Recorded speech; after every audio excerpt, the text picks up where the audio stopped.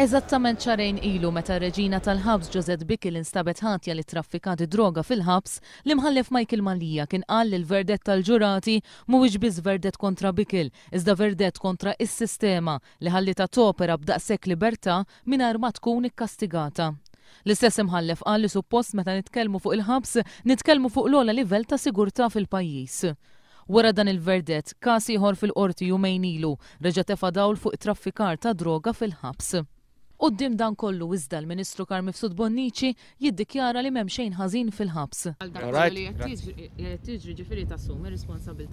Mu qed jiġri xejn ħażin, Sinjura hemm ġew, mu qed jiġri xejn ħażin hemm ġew, żommuha f'moħħkom.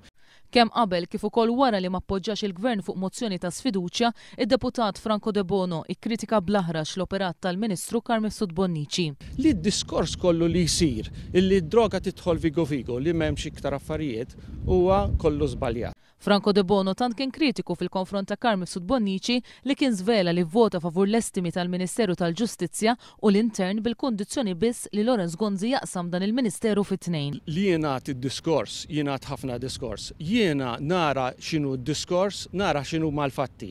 Bej id-diskors u l-fatti nażel il-fatti. Il-fatti huma kompletament differenti mid-diskors.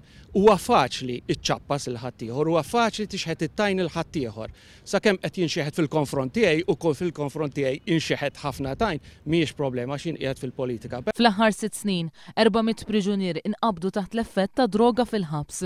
Le, m'hemmx di l-problema ta' droga li qed tingħat. Minkejja li l-informazzjoni xokkanti dwar is-sitwazzjoni ta' droga fil-ħabs ħarġet minn ċifri mogħtija fil-Parlament jew minn xhieda fil-qorti, fi kliem il-Ministru qed issir manipulazzjoni tal-informazzjoni. It's not fair. It's manipulated.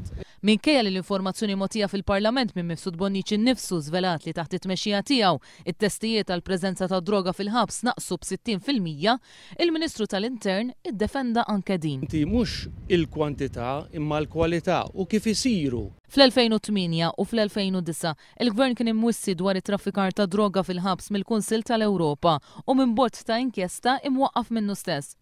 Minn dak iż-żmien il-qudiem iżda baqa' ma sar xejn fuq dawn ir-rakkomandazzjonijiet.